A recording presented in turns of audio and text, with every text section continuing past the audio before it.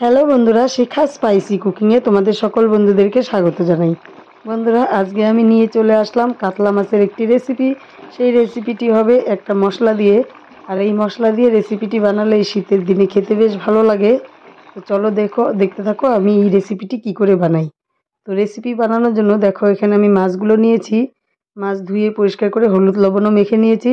আর এখানে ফুলকপি আর আলু, নতুন আলুগুলো, ছোট ছোট সাইজের আলুগুলো কেটে নিয়েছি। তো আলু ফুলকপি ভালো করে ধুয়ে পরিষ্কার করে তারপরে আমি বয়েল করে নিয়েছি। এখানে হাফ বয়েল করে নিয়েছি আলু আর কপিগুলো। এবার আমি উনুনে একটা কড়াই চাপিয়ে দিয়ে কড়াইয়ে দিয়ে দিব তেল।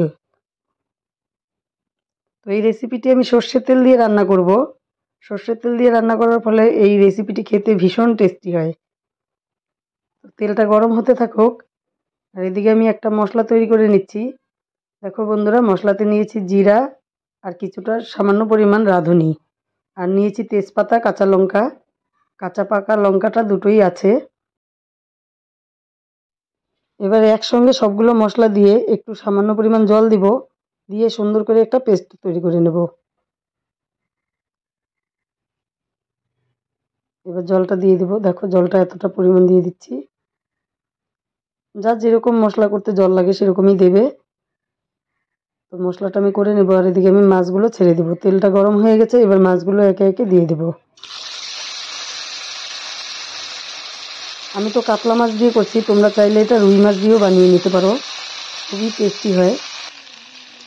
আর এই ঝোলটা পাতলা করব। এই ঝোলটা গাঢ়র থেকে পাতলা করলে বেশি খেতে ভালো লাগবে।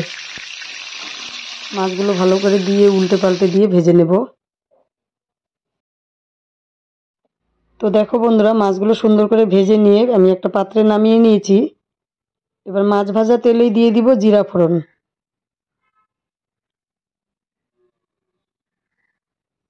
তো জিরাটা দেওয়ার পর এবার একটু নেড়ে চেড়ে দেবো।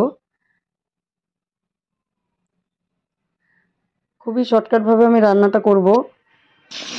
এবারে আলু আর কপিটাকে একসঙ্গে দিয়ে দিলাম। আলু কপিটাকে একসঙ্গে লাল লাল করে এবার ভেজে নেব। তো বন্ধুরা, ভেজে নিয়ে ফিরে আসছি।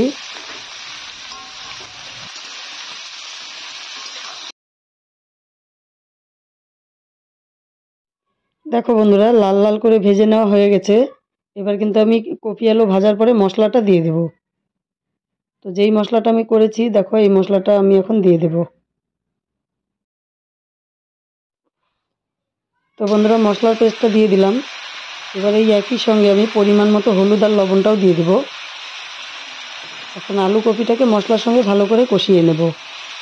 তো কষিয়ে নিয়ে আমি ফিরে আসছি।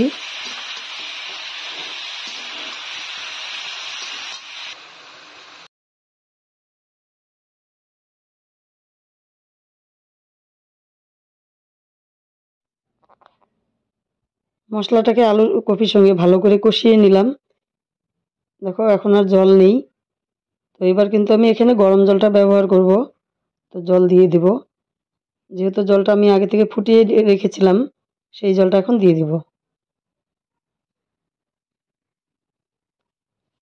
কারণ কপিটা ভাজা প্লাস সেদ্ধ করা, যার ফলে গরম জলটা দিলে না এই ঝোলটা খেতে ভীষণ টেস্টি হয়। আর এখানটায় যদি কাঁচা জলটা ব্যবহার করি, তো এর থেকে টেস্টটা কম হবে। তোমরা চাইলেও কাঁচা জলটা দিতে পারো, তাতে জাল করতে হবে অনেকটা বেশি।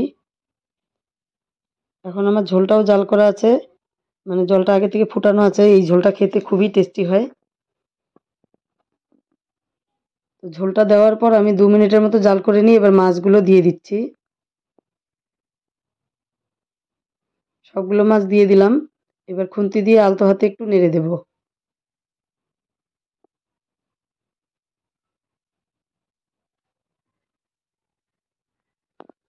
নেড়ে দেওয়া হয়ে গেছে। এবার একটা থালা দিয়ে আমি 10 মিনিটের জন্য ঢেকে রাখবো।